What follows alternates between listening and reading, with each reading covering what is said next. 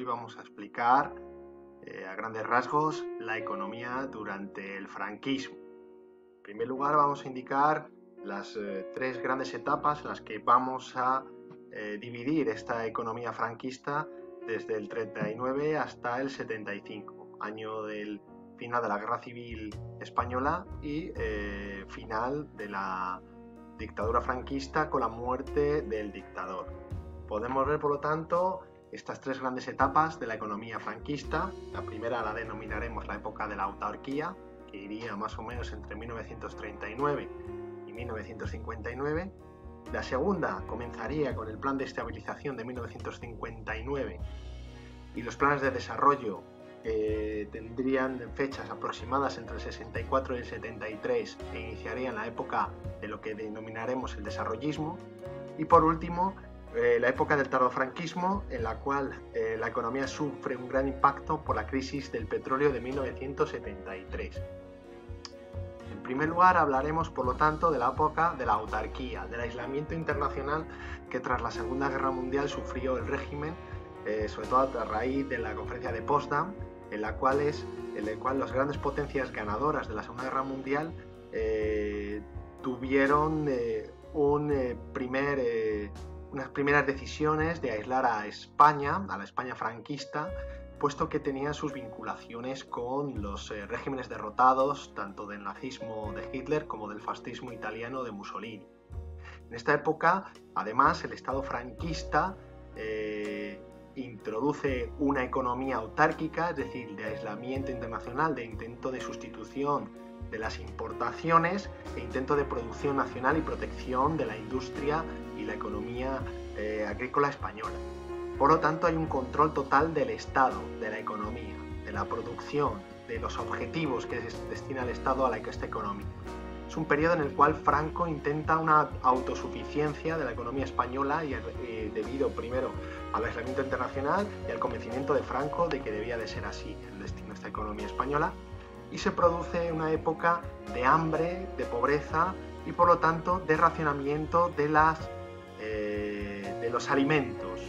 Un racionamiento que, como vemos en esta imagen de la parte derecha, se controla a través de lo denominada cartillas de racionamiento, en el que los ciudadanos españoles tenían que acudir a estas oficinas de racionamiento para recibir la parte proporcional que, por ejemplo, de leche o de azúcar o incluso de tabaco que podían recibir para comer. Como esto era insuficiente, se abrió lo que se denomina el mercado negro, o también podemos denominarlo el extraperlo, que, como bien conocéis, esta palabra procede de la Segunda República, de dos apellidos, de Strauss y Perle, que introdujeron una ruleta que estaba trucada y que fue un escándalo porque supuestamente habían sobornado a parte del partido radical de Lerroux, entre ellos al hijo adoptivo de Lerroux, Aureliano Lerroux, y que supuso la caída de este gobierno radical cedista en el 33.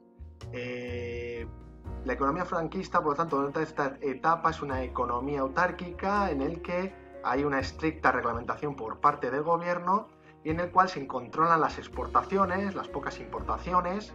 y hay una escasez y encarecimiento de los productos que, como hemos visto, se intenta paliar con el racionamiento de los productos y el control de la economía total por parte del Estado. A su vez, también Franco intenta un fomento industrial, sobre todo de los bienes de equipo y de la actividad militar, que se va a ver sobre todo en la construcción y en la protección de la industria española o la construcción de grandes empresas como Ensidesa, esta empresa nacional siderúrgica que tenemos aquí en la imagen de la derecha. También la protección e intervención del Estado a través del Instituto Nacional de Industria que tenemos aquí en la imagen de la izquierda. Y a su vez también el aumento de la producción agrícola a través de una serie de políticas como la creación del Instituto Nacional de Colonización, la creación incluso de poblaciones en el medio rural para mejorar esta producción agrícola, el control de los precios y la distribución de los productos agrícolas, sobre todo el trigo, con la creación del Servicio Nacional del Trigo o la Comisaría de Abastecimiento y Transportes. Este periodo es un periodo negativo en cuanto a la economía española y es un periodo en el cual la balanza comercial es negativa, porque la producción española era escasa y el hambre y la pobreza eran lo más sobresaliente dentro de la sociedad y la economía de este periodo. Este periodo del 39 al 59 que hemos visto rápidamente da comienzo a la siguiente etapa, la etapa del plan de estabilización y etapa del desarrollismo, que es además la entrada en el gobierno de los tecnócratas. La mayor parte de ellos, como vemos en esta imagen, estaban vinculados al Opus Dei, que era una institución religiosa dentro de la Iglesia Católica y que va a adquirir gran poder y que va a estar además sustentada por el almirante Carrero Blanco. En esta imagen vemos varios tecnócratas. Los tecnócratas, como bien hemos indicado en clase, es el gobierno de los técnicos, por lo tanto, aislarse de una ideología y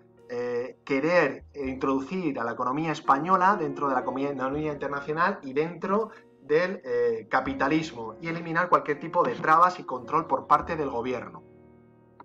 En primer lugar, establecieron un plan que se llama el Plan de Estabilización para liberalizar la economía española. Fue llevado a cabo por los tecnócratas, ahí tenemos en la imagen de la izquierda a Navarro Rubio, ministro de Hacienda, o a Alberto Ullastres, ministro de Comercio. Con este plan se pretendía liberalizar la economía con el fin de la intervención lo máximo posible del Estado y el fin de la autarquía. También se quería limitar el déficit público, es decir, la diferencia entre lo que ingresa el Estado y lo que gasta. ¿Cómo? Pues a través de la congelación de los salarios a los funcionarios, a través de la limitación del gasto público y a través también de una política monetaria, como veremos también con la devaluación de la peseta que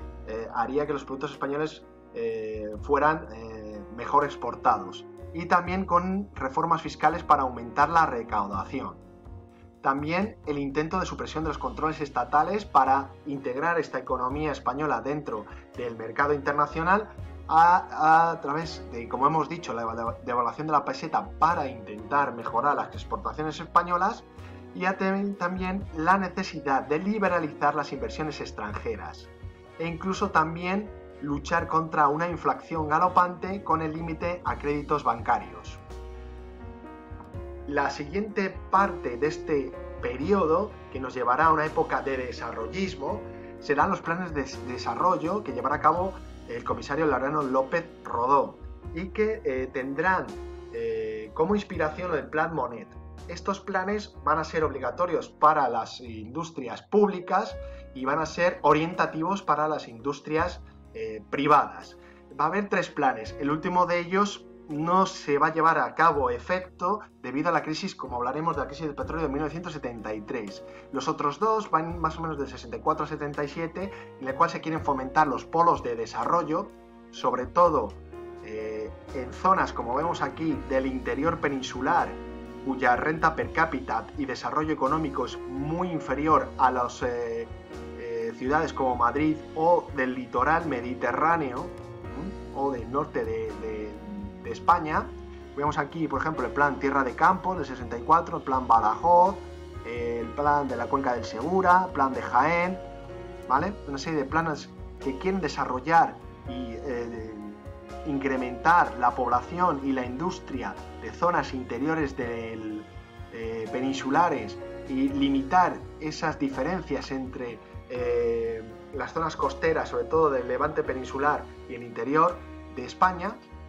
Y un segundo plan que vemos aquí, que quieren fomentar el turismo, que es uno de los puntales fundamentales del desarrollismo, y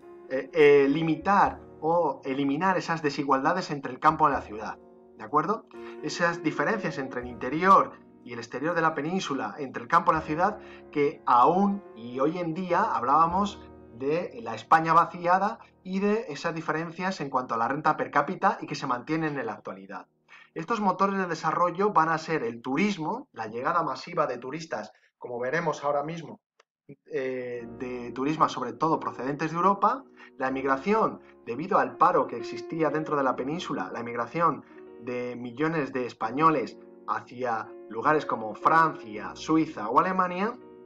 o la llegada de inversiones extranjeras. En primer lugar veremos el turismo. Unos focos turísticos que se van a desarrollar sobre todo en el turismo de sol y playa en las zonas, como vemos aquí, Costa Brava, Costa Dorada, importante, Costa de Azahar, Costa Blanca, Costa del Sol, ¿vale? Costa de la Luz y en menor medida la Costa Verde.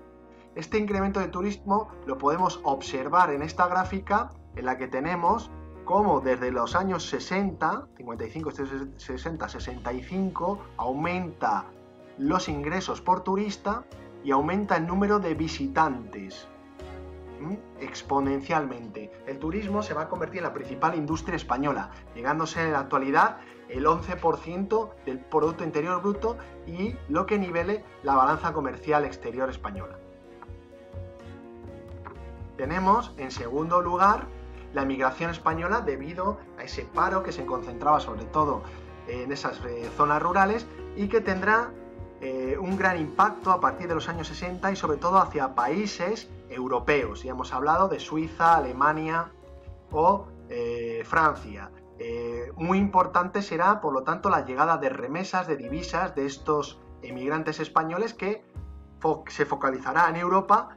y menos en transoceánica, sobre todo en América. Una América que había sido importante a principios del siglo XX y que los emigrantes cambiarán el destino hacia una Europa que va a ser más rica gracias al Plan Marshall, al desarrollo económico y que además esos europeos viajarán a España, como hemos visto, sobre todo a partir de los años 60, debido a que es un destino cercano, es un destino barato y debido al incremento de la economía de países como Alemania, Francia, que mejorarán sus condiciones laborales y tendrán, entre otras cuestiones, vacaciones pagadas. Por último, veremos también la inversión extranjera que nos llevará a un aumento exponencial de la producción industrial. Vemos desde 1900 cómo va incrementándose o está en una línea plana, pero a partir de los años 60 vemos cómo exponencialmente la producción industrial española crece a un ritmo muy acelerado. Un ritmo que se hablará del milagro económico español con un incremento del PIB de un 7% en los años 60 y principios de los años 70. Este crecimiento económico, sin embargo, tendrá su freno, un freno brutal a partir de 1973 con el aumento del precio del petróleo por parte de los países árabes tras el apoyo occidental y sobre todo estadounidense a Israel en la guerra del Yom Kippur. Esto provocará un aumento del paro y de la inflación que en España tendrá consecuencias muy negativas y que se intentará paliar durante la democracia en 1977 con los pactos de la Moncloa durante el gobierno de Adolfo Suárez y una negociación entre partidos políticos, sindicatos y patronal. Por último, hablaremos de las conclusiones de la economía franquista, de que se habló del milagro económico español con un crecimiento del 7% del PIB. España pasará a ser un país en vías de desarrollo, muy subdesarrollado, un país, digamos, entre las principales productores industriales, e intento por parte de la época de Franco de su asociación a la Comunidad Económica Europea en 1970 e integración dentro de la Comunidad Económica Europea, algo que no logrará. Se logrará en 1986 con el gobierno de Felipe González y con una serie de problemas que todavía contamos dentro de la economía española, con una agricultura que intenta ponerse en los índices de producción de la economía europea, con una industria que estaba protegida en exceso, con un comercio exterior que intenta abrirse camino y con, sobre todo, y que en la actualidad hablamos de la España vaciada y de las zonas rurales, de unas desigualdades regionales y sobre todo de unas desigualdades entre el campo y la ciudad. Bueno, con esto ponemos fin a esta presentación sobre la economía franquista y que espero que os ayude a repasar.